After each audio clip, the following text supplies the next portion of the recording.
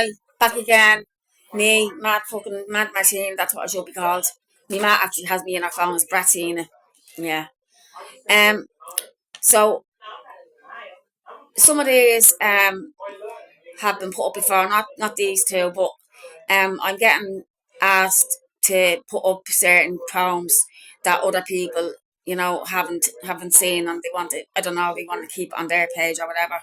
I'm still not haven't got an iota how to work these, just getting a page, especially for the poems for YouTube or whatever. I don't have a notion. But anyway, these are kind of recently wrote, so I said I'll give it a bash. But I wrote this one um going back, Jesus, when I only came back from England. Um I bet you never thought you could fall asleep actually while you're walking. Well, you can, because I was on the streets for 10 weeks on my own, and literally on cardboard under tube stations, the whole lot. But anyway, that's neither here nor there. But I was walking up the road and I hadn't slept in about 3 weeks, and I must have been like kind of dozing, and I walked straight into a lamppost, busted me eye, me nose, and chipped me tooth. That's as true as God. So I wrote this um about it, and you read back through your diary. That's sorry, something else. So here it is here. So did you ever think you could fall asleep as you walked along the way? Your body gets so tired with nowhere safe to stay. Well, just let me tell you, it's all very true. I walked into a lamppost and left my face black and blue. I hate the streets with all of my heart, and if you're not streetwise, they'll pull you apart. And that's very, very, very true. You know, you have to be street smart up there. I always say to any of the young trying to grow up now and thinking about leaving school, you have to be two kind of smarts: educated smart and street smart. And if you're street smart and educated smart, you'll go a long way.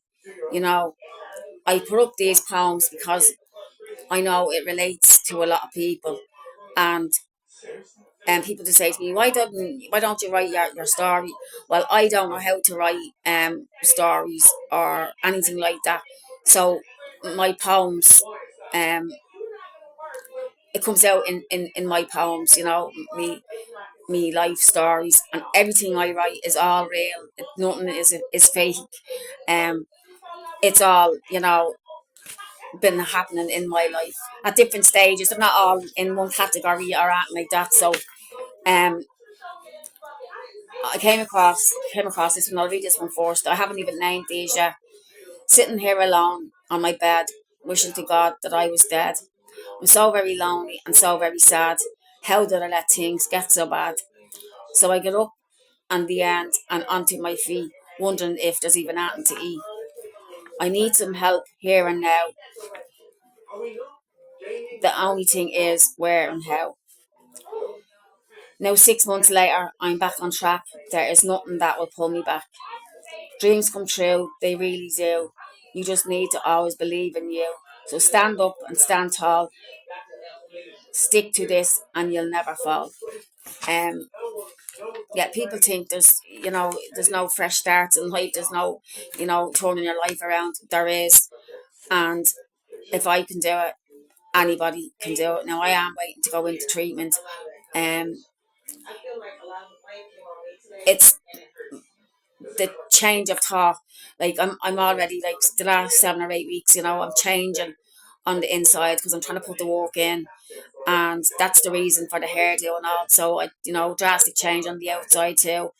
And the writing is helping me an awful lot, and me confidence trying to do these videos is helping too. As I said, I don't, mind smart or comments or snide comments. People can say and think what they want. It's none of my business what other people think. And I've stopped putting myself down because there's too many people out there willing to do that for me. So I've cut all that out. So it's just me, mad fucking me. So here we go. Sitting here just smoking my pipe, not thinking it will kill my life. I never thought that I took one puff, that one inhale would have me hooked. Well, just let me tell you, that really can be.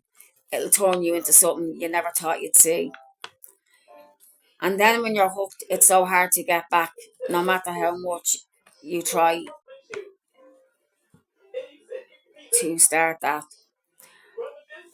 So take it from me, it's just say no, because you really don't understand how low you can go. And unfortunately, just because I'm not out tapping or selling my body or jumping counters doesn't mean, you know, I don't torment myself and my immediate family and stuff, asking, getting loans and left, right, and centre and tormenting, people close to me. But thank God that's all changing now. And yeah, I hope when I come out of treatment, getting clean is easy. Staying clean is the hard part. You know, it's a life change, and I've only let the penny drop for the last 7 or 8 weeks, and I've been trying and trying and trying. So I'm gonna go with the next one. Sitting here alone on my own, turning my stories into poems. Since the time I can remember, when when it all started for me, I was only a young child, as young as a child could be. A child alone, sitting on his own, no matter what, she left him alone. She went to get her daily fix. She didn't care about the risk. She put him in. She put him into the shed on the freezing cold floor. Nobody knows what goes on behind the closed door. You have to keep your secrets. You cannot say. And if you ever did, you would really, really pay. Now I understand of what I really hid. But in my defence, I was only a kid. But now I have faced my past. I will never look back. I just keep kicking forward, trying to stay on track. Um, yeah, people think they're on their own when they're lonely, and that they're not, and that's why you should reach out to people. Um, and I'd say it again, real situations will expose fake people. So I'll say it all. So be careful who you think your friends are, because real situations expose fake people. And it's, in other words, it's like me saying, "Oh, do you know what? If you ever need me, I'll be always there. The door is open. I'm only on the other end of the phone." And then I get a phone call off a friend and say, "Oh, Tina, listen, I really need to talk. I'm feeling suicidal, or I'm feeling down." And I say, "Oh, Jesus, I can't. I have to do this and I have to do that." Fake ass all the way, just fake, just talk, talk, talk. And talk is cheap. If you had to pay for it, they wouldn't fucking do it. But that's why I always say, you know, I have billions of acquaintances, I have thousands of mates, but I can count my friends on one hand and have fingers left over. And that's the God's honest truth. I have two friends, and they're sober friends, and they're my friends. They're not mates, they're not acquaintances, and they stick by me through thick and thin. And I'm absolutely so chuffed that I'm back on the scene with them, and I love it. You know, it's a hell of a lot better than doing shit to get yourself out of your own thought and your own thinking and ringing up dealers instead. But instead now I'm ringing up my friends, and yeah, I'm having a good buzz. So I'm gonna leave this with the last one I wrote. I wasn't um I'm not sure if I even read this out at the start, but I'll read it out again. Sitting here alone on my own, wishing to God I was dead. I'm so very lonely and so very sad. How the things ever get so bad. So I get up in the end and onto my feet, wondering if there's even anything to eat. I need some help here and now. The only thing is where and how. Now, 6 months later, I'm back on track. There is nothing that will hold me back. Dreams come true, they really do. You just need to believe in you. So stand up, stand tall, and stick to this, and you will never fall. Um, yeah, people, places, and things. It has to. Your life has to be changing all around. And when I'm speaking, it's not only about drugs. I'm speaking about mental health. Um, you know, any addictions that you have, or any problems that you're facing, because You know, I say it all the time. You can see a broken arm and you can see a broken leg, but you don't see what's going on up here.